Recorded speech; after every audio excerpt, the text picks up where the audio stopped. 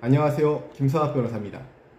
저는 제주 부동산 변호사로서 수많은 부동산 사건의 변론을 성공적으로 수행해왔으며 현재 다수의 부동산 사건을 수임하여 변론하고 있습니다.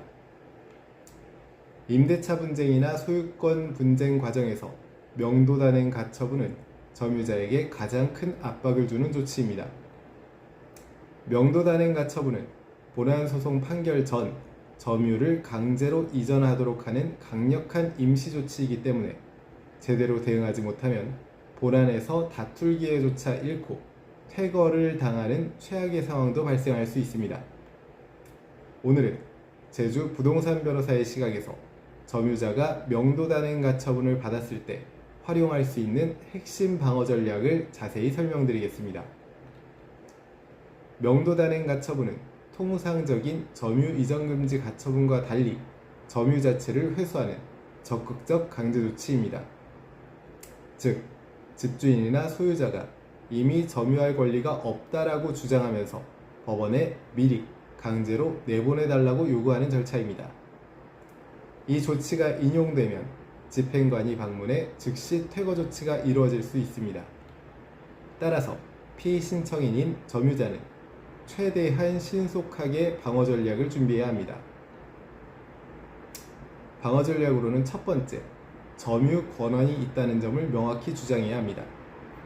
명도단행 가처분은 점유가 불법이라는 전제에서만 가능합니다. 따라서 가장 강력한 방어는 점유에 정당한 권한이 있다는 것을 입증하는 것입니다. 대표적인 점유 권한은 다음과 같습니다. 유효한 임대차 계약 기간이 있으며 계약 기간이 아직 남아있고 묵시적 갱신이 성립했거나 임대료 연체가 없거나 경미한 경우 등이 있습니다.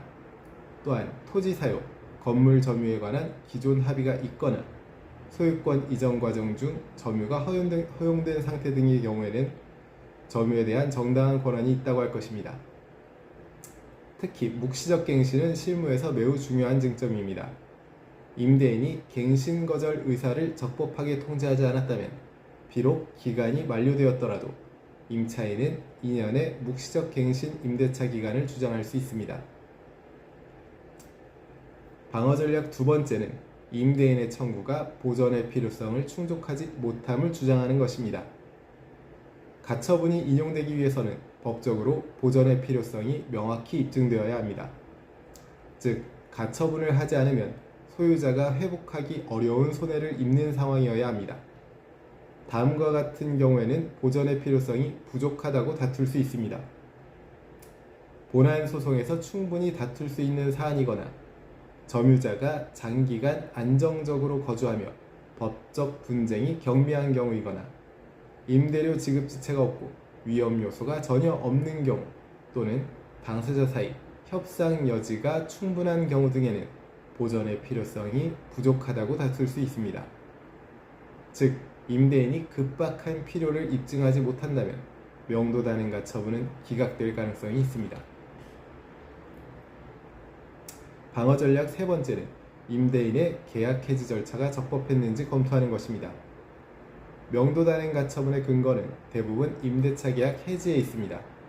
따라서 해지 절차가 적법하지 않았다면 가처분 자체의 전제가 무너집니다.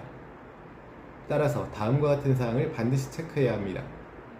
해지 사유가 법률상 유효한지, 해지 통지가 적법한 방식으로 전달되었는지, 기간을 정확히 준수했는지, 해지 요건을 충족했는지 등을 반드시 체크해야 합니다.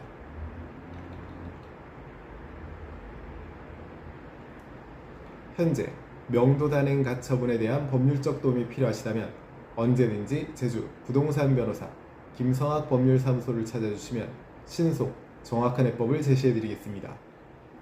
조금이나마 도움이 되셨으면 합니다. 여러분의 권리를 지키고 언제나 신속하고 정확한 해법을 제시해드리는 김성학 변호사입니다. 감사합니다.